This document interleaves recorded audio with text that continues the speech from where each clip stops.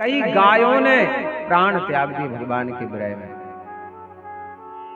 क्योंकि प्रेम में वो ताकत है कि पशु भी हमारी भाषा समझने लगते हैं, पशु भी समझ लेते हैं। इंसान तो ठीक है महाराज, पशु भी अपने हो जाते हैं महाराज। इतना प्रेम का सागर है। एक सखी बोली, जब से श्याम सुंदर कन्हैया ब्रज को छोड़ के चले गए सखी, अब कहीं मन नहीं लगता है। आंखें बंद करती वो सामने आ जाता है, सारी रात रोते रोते निकल जाती है, नींद नहीं आती बैरन। इधर भगवान गोपियों के विरह में रो रहे हैं, मां के विरह में रो रहे हैं। देवी की मैया ने बहुत पूछा, जब कन्हैया ने कुछ उत्तर नहीं दिया। कुछ ऐसी बातें हैं कि हम हर किसी को नहीं सुना सकते। ध्यान देना, जीवन में यदि कभी दुख आए तो दुनिया को मत सुनाना, केवल भगवान को सुनाना। दुनिया के लोग तुम्हारा मजाक उड़ाएंगे, तुम्हारे दुख को नहीं समझेंगे, तुम्हारी मदद नहीं करेंगे, पर भगवान तुम्हारी मदद करेंगे, सहारा देंगे तुम्हें। बाकी सारे सहारे झूठे हैं, केवल मुंह के हैं। वासुदेव जी आए, वासुदेव ने समझाया पर भगवान ने बात नहीं की। वासुदेव जी ने कहा कि बृहस्पति के जो शिष्य हैं जिनका नाम है उद्धव, वासुदेव ने कहा उद्धव आप जाओ, जाकर के तुम ही समझाओ कन्हैया को। और जैसे उद्धव पहुंचे भगवान रोने लगे। उद्धव मोहि ब्रज बिसरत नाई, हंस सुता की सुंदर कंगरी, अरु कुंजन की छाई। उद्धव मोहि ब्रज बिसरत नाई, मैं कैसे बिसार दूं? अच्छा एक बात बताओ, जैसे आप बैठी हो यहाँ पर, आप भी बैठी मैया, आपका जहां जन्म हुआ है वहां के बचपन को आप आज तक भूल पाए? अपनी सहेलियों को भूल पाए? आप लोग भूल सकते हैं? नहीं भूल। भले बुढ़ापा आ जाए तब भी नहीं भूल सकते हैं। बुढ़ापे में भी यदि सहेली मिलते हैं तो ऐसे लगता है कि ज्यों के तो हम स्कूल में पढ़ रहे हों, वही बातें प्रारंभ हो जाती बुढ़ापे में भी। क्योंकि शरीर बूढ़ा होता है, मन कभी बूढ़ा नहीं होता है महाराज। और जितनी खुशी महाराज अपनी जन्म भूमि पर जाने की होती, उतनी ससुराल में जाने की नहीं होती है। ये बात सत्य है महाराज। जब बेटियां मायके जाती है महाराज, इतनी खुशी होती है, उन्हें अपार प्रसन्नता होती है, उसका वर्णन हम इस मंच से नहीं कर सकते हैं, क्योंकि हम तो मायके जाते नहीं है तो हम नहीं बता सकते। पर अनुभव थोड़ा बहुत है कि देखा है, एक उनके चेहरे को देखते हैं, खुशी अपार होती है मायके जाने की महाराज। वो जो सुख वहां मिलता है महाराज, वो एक और देखा है मायके में जितनी बहू हैं, यहाँ ससुराल में रहें, कहीं मूड पर आ रहा है, कहीं कमर पर आए, कहीं पाँव पर आए हैं, मायके में तो कछु नहीं पर होता। दिन भर यहाँ महाबमकती फिरेंगी महाराज, कुछ नहीं दुखता है। और जितना काम मायके में करेंगी ससुराल में नहीं महाराज, कुछ नहीं दुखता है। ना जाने कहां से ताकत आ जाती है, पता ही नहीं चलता है। और एक दिन तो ठीक है महाराज, एक महीना कब निकल जाता है पता नहीं चलता है। एक महीना कब निकल जाता है मायके में पता नहीं चलता है। बोलो सही बात है कि गलत है? आप नहीं जाती मायके? वो जाने नहीं देते होंगे। बोले गोविंद भगवान की। अब वो भी कह देते होंगे हमने भी अपने मम्मी पापा छोड़े, तुम भी छोड़ो, बात बराबर है। अगर तुम घर है जो तो फिर हम घर है, अब तो फिर ज्यादा दिन थोड़ी छोड़ेंगे। भगवान रोते हैं, भगवान कहते हैं उद्धव मेरी मां जाने किस हाल में होगी।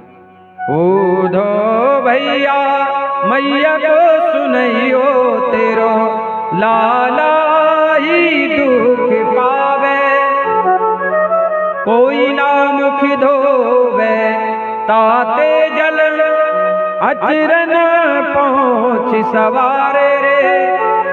माखन रोटी नाम न जाने, कनुआ कह मोहि कोई ना पुकारे। मैया कहती थी भगवान को कनुआ, और मथुरा में राजा बन गए। भगवान कहने लगे जो कनुआ बनने में सुख था वो राजा बनने में नहीं है। बाबानंद अंगुरिया गहनत पायन चलन सिखावे, तक जान कन्या सिले तो दूर पहुंची सो लपटावे।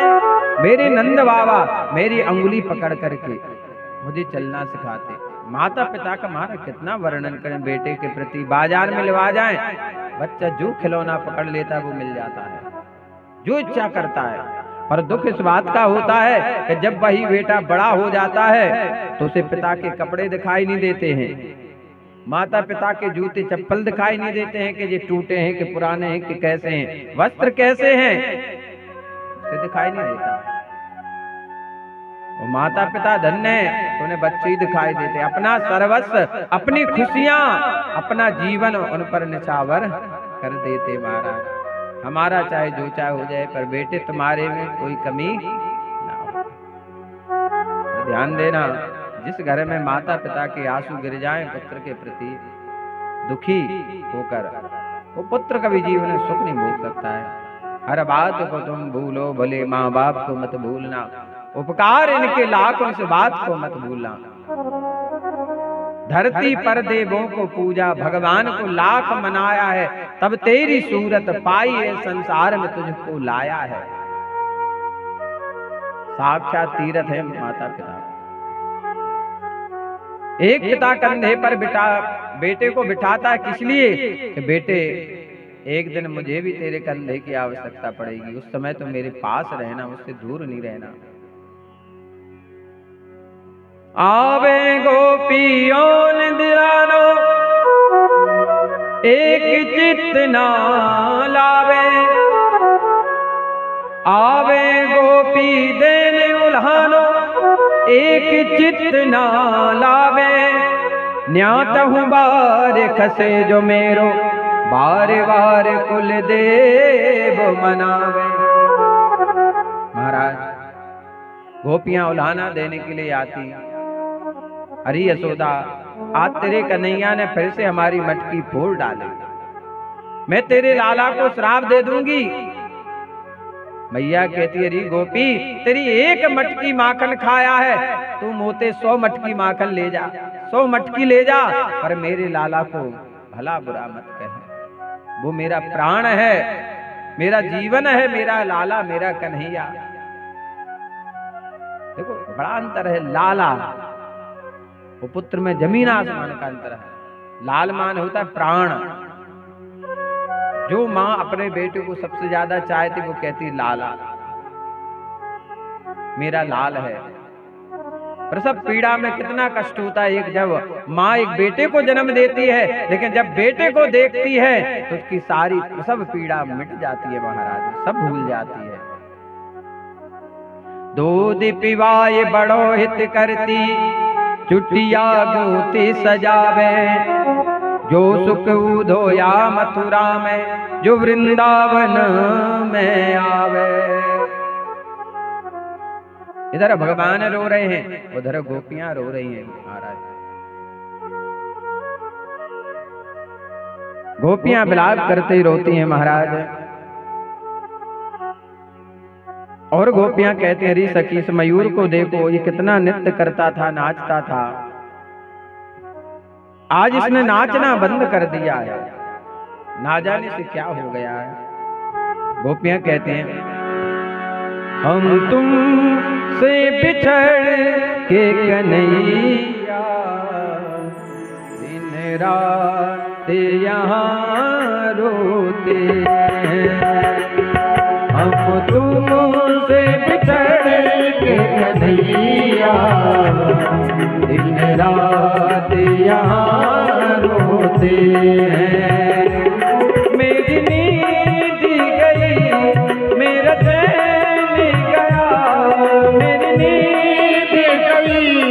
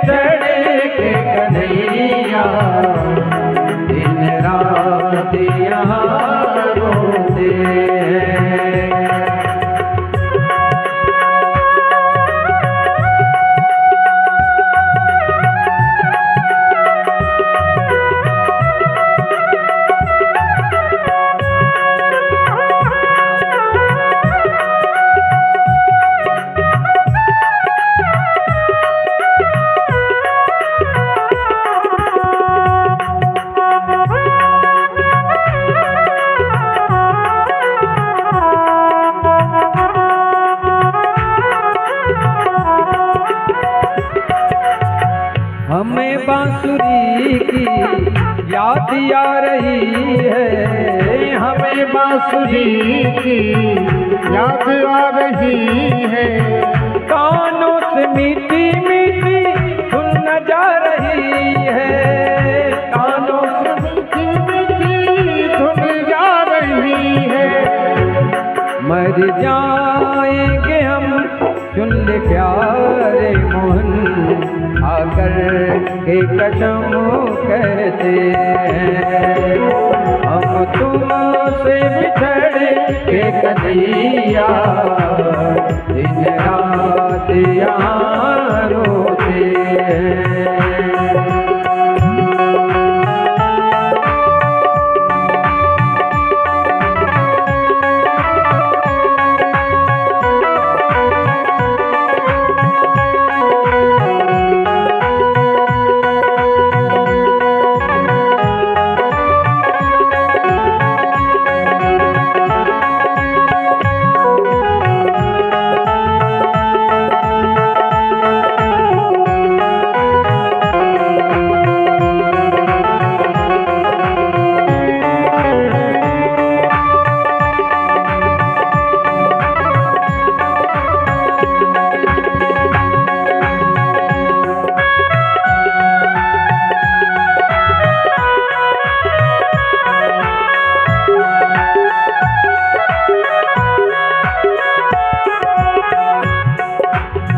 मधुबन को रोते गाय जा रही है, न बच दूध पीते हैं ना घास गाय खा रही है। मधुबन को रोते गाय जा रही है, न बच दूध पीते हैं ना घास गाय खा रही है। सूखा सारा मधुबन नाच नमो तेरी याद में सब रोते हैं, हम तुमसे बिछड़ के कन्हैया दिन रात यहाँ रोते हैं। मेरी नींद गई मेरा चैन गया, मेरी नींद गई मेरा चैन गया। दिन रात न हम सोते हैं, हम तुमसे बिछड़ के कन्हैया दिन रात यहाँ रोते हैं, हम तुमसे बिछड़ के कन्हैया दिन रात यहाँ रोते हैं।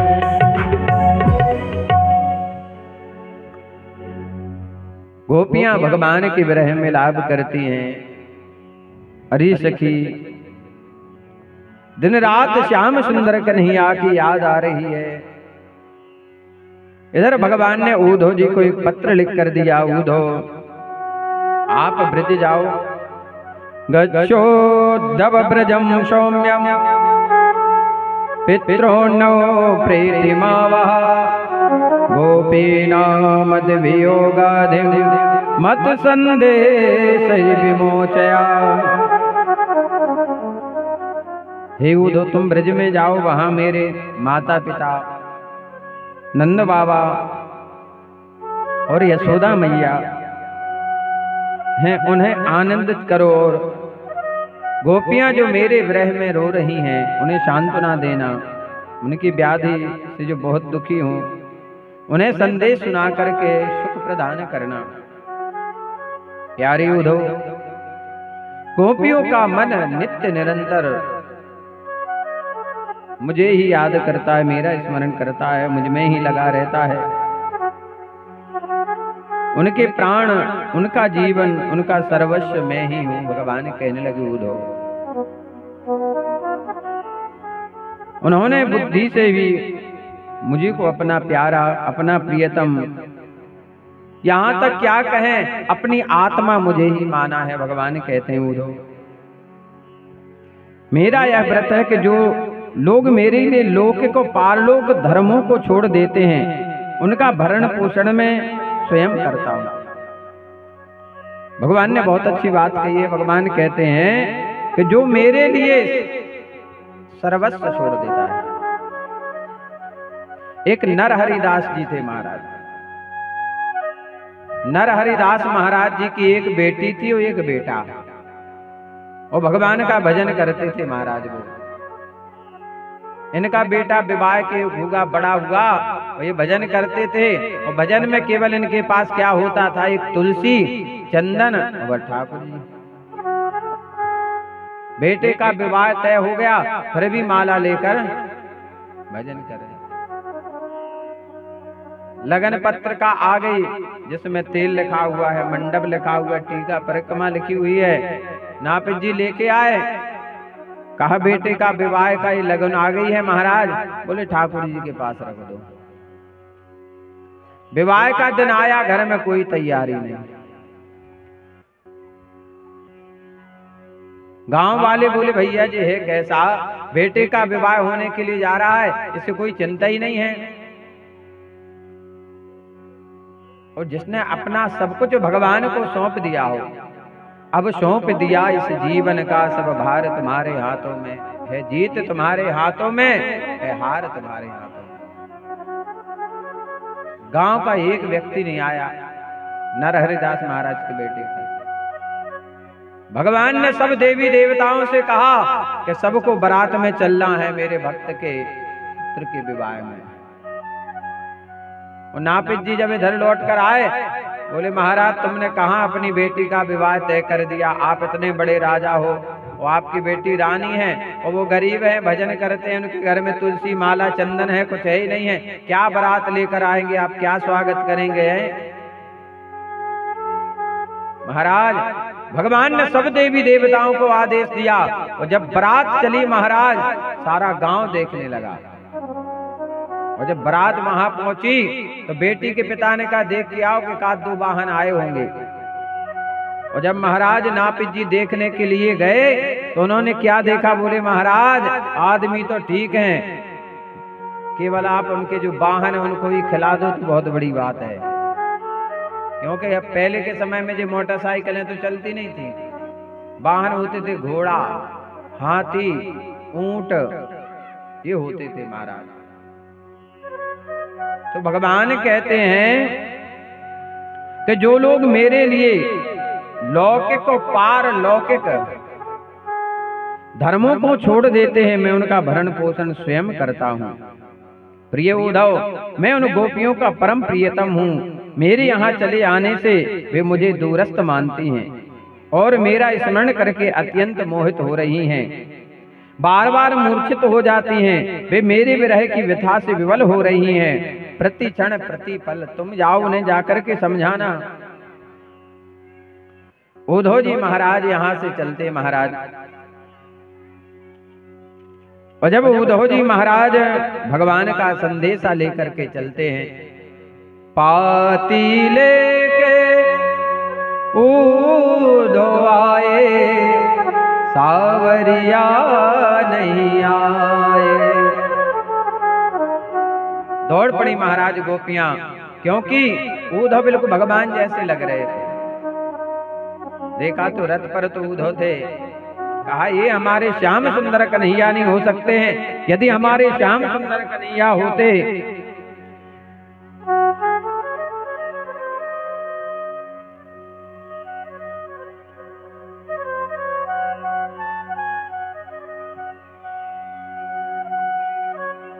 बोले गोविंद भगवान की।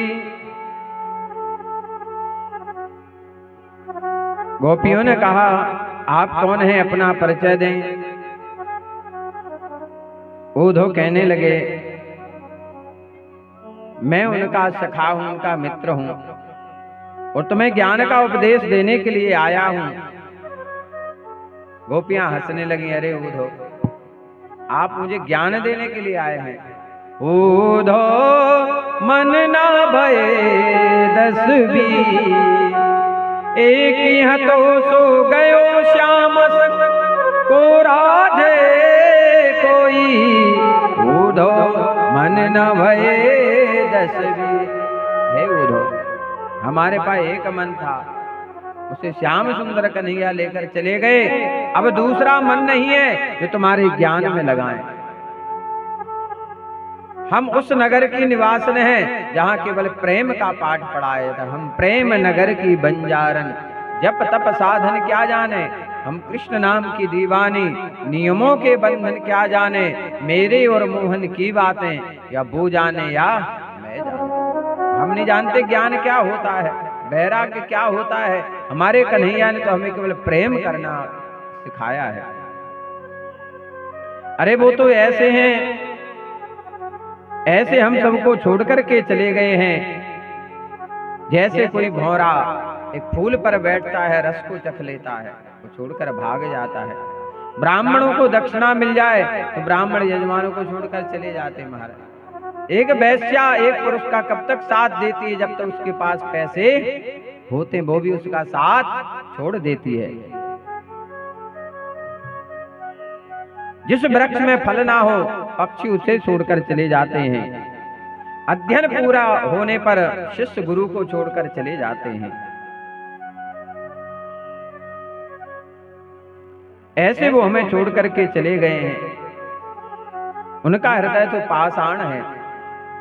मृगयुपरूप कपिंद्रो बिभ्यते लुब्धि धर्मा स्त्रीमकृत विरूपाम स्त्रीजिता कामयाराम बलिमपि बलिमत्वा वेष्ट्यध्वक्षवदयं तदलमसत सख्यम दुस्तजत तत्कथार्ता। गोपियां कहने उद्धव, बेचारे वाली ने क्या बिगाड़ा था? बाली और राम की क्या दुश्मनी थी? बाली को नहीं पता था कि भगवान मुझे छुपकर बाण मारेंगे। छुपकर बाण मार दिया अपना स्वार्थ सिद्ध करने के लिए। शूर्पणखा विवाह के लिए आई, ठीक है विवाह नहीं करना मत करो, पर एक स्त्री का जो स्वरूप होता है, श्रृंगार ही तो सब कुछ होता है। तुमने उसका मुख ही बिगाड़ डाला, नाक काट दी, कान काट दिए, कुरूप बना दिया है? राजा बलि ने तो 3 पग धरती जाने के संकल्प किया, पर छल से सारे पृथ्वी का हरण कर लिया है। तो ये वही ऐसे हमको छोड़कर चले गए।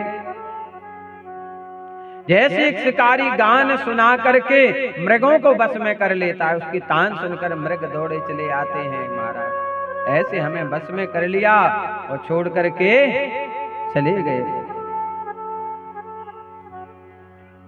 उद्धव ने कहा, गोपियों तुम धन्य हो, तुमने भगवान को प्राप्त कर लिया है। भगवान तुम्हारे हृदय में विराजमान हैं। और गोपियों ने उल्टा पाठ उद्धव को पढ़ा दिया। जो उद्धव ज्ञान का उपदेश देने के लिए आए थे महाराज, उल्टा गोपियों ने पढ़ाया। प्रसंग तो बहुत बड़ा है। उद्धव का हाल ऐसा हो गया, कैसा? पागलों जैसा। कोई पागल है धन दौलत का, तो कोई पागल है बेटे नारी का। सच्चा पागल तो वो ही है जो पागल है बांके बिहारी का। आप लोग अभी वृंदावन कौन कौन गया है? आप और आप भी गए। कितने दिन वहां निवास किया? एक बार कभी 1 महीने का वास करके देखना। और वृंदावन में घूमना तुम 4 बजे 12 बजे यमुना किनारे जा जा करके घूमना महाराज। ऐसे ऐसे बिरला संत मिलेंगे महाराज। हमारे गुरुदेव कथा सुनाते थे कि एक पागल बन के घूमता था, इंग्लिश से एमए। यदि वो चाहता तो IPS बन जाता, कलेक्टर। पर वृंदावन में जाकर क्या बन गया? पागल। क्या उठाता था पता है? जहां भगवान की फोटो दिख जाए, चाहे अखबार में हो चाहे कॉपी में हो महाराज, चाहे किसी माचिस पर बनी हो। हमारे सनातन धर्म में एक बहुत बड़ी कमी है कि कारण पर भगवान बनवा देते हैं, कहीं घूरे पे फेंक देते हैं। अखबार में भगवान की फोटो निकलती है, कभी अखबार देखा तो उस पे समोसा धर के दुकानदार ने दे दिया, चाहे जुगल किशोर बने हो। समोसा वाले ने समोसा खाया और कचड़े में फेंक दिया। ये बहुत बड़ी ऐसी चीजें हमें खरीदना ही चाहिए जिसमें भगवान बने हो। जब हम लोग उस चीज को खरीदेंगे नहीं तो कंपनी अपने आप से बंद कर देगी। हम लोग उसे खरीदते हैं क्योंकि वो लोग जानते हैं कि जो हिंदू हैं वो भगवान के प्रेमी हैं पर भक्त नहीं है। प्रेम करते हैं पर ऊपरी भाव से, बस कैसे ऊपरी मन से करते हैं प्रेम, अंदर आत्मा से नहीं करते हैं कि ये भगवान की प्रतिमा से नीचे नहीं फेंकना है। वो पागलों जैसे बने रहते थे, बड़े बड़े बाल थे महाराज, जहां चाहे वहां सो जाते थे। कोई यदि पूरी दे जाए तो वहीं सुअर आ जाते, वो खाने लगे, जैसे पत्थर लग दी तो जो सुअर नहीं गांव में घूमते हैं, सुअर घूमते हैं, कुत्ते घूम उसी पत्तल में खाएं और जो कुछ बचे से वो भी उसको चाट के खा ले। रसगुल्ला वो सुअर खा गया, उसका सीरा जी चाट के खाने लगे। अब बताइए इतना कोई पागल हो सकता है? कोई कंबल दे जाए तो कोई दूसरा व्यक्ति उठा ले जाए ठंड में रात भर। वो जानते हैं ये शरीर नाशवान है। हम इस शरीर का कितना ध्यान रख लें, कितना ख्याल रख लें, कितना कुछ खिला दें, पर एक दिन ये मिट्टी में ही मिलेगा। लकड़ी जल कोयला भई कोयला जल भई राख, मैं अभागन ऐसी जली कोयला भई ना राख। वो पड़े रहते थे महाराज। गुरुजी ने कथा कब सुनाई? हमारे गुरुजी ने जब उन संत का देहावसान हो गया। सुदामा कुटी में कथा चल रही थी तो वो वृंदावन परिक्रमा में वो घूमते रहते थे। अब एक दिन क्या हुआ, उनकी कथा चल रही थी। देखो कथा जब अच्छी हो तो सुनने का मन करता है, कथा यदि अच्छी हो तो सुनने का मन करता है। जो अच्छे उच्च लेवल वाले भक्त होते हैं, ऊंचे लेवल वाले, जब अच्छी कथा होगी तब वो सुनने आते हैं। हमारे गुरुदेव भगवान की जो कथा है वो भक्तिमय कथा है।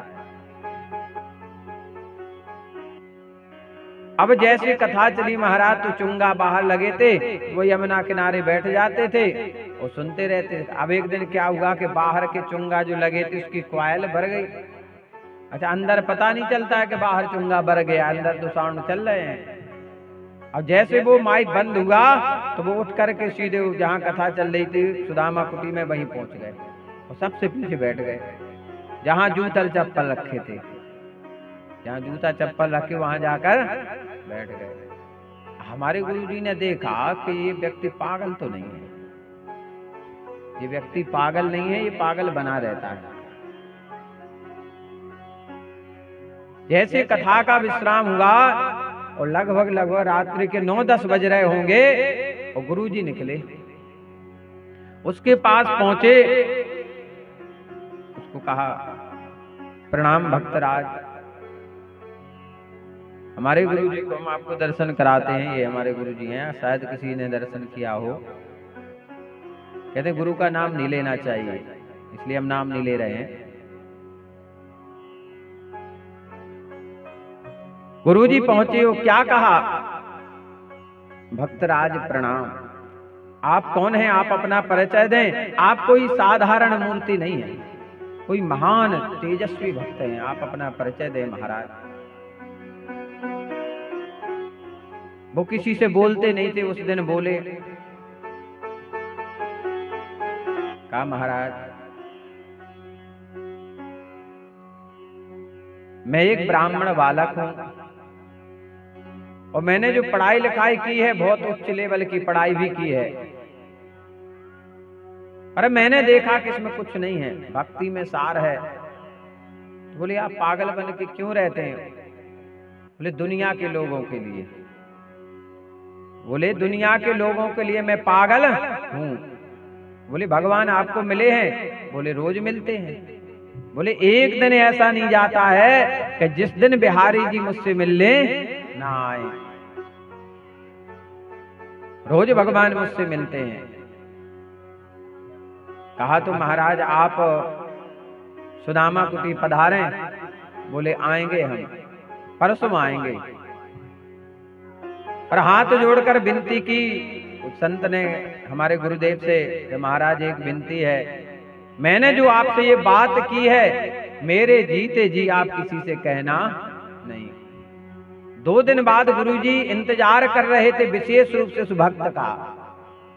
जब 2 दिन बाद नहीं आए तो पता किया कि उन संत जी का देहावसान हो गया।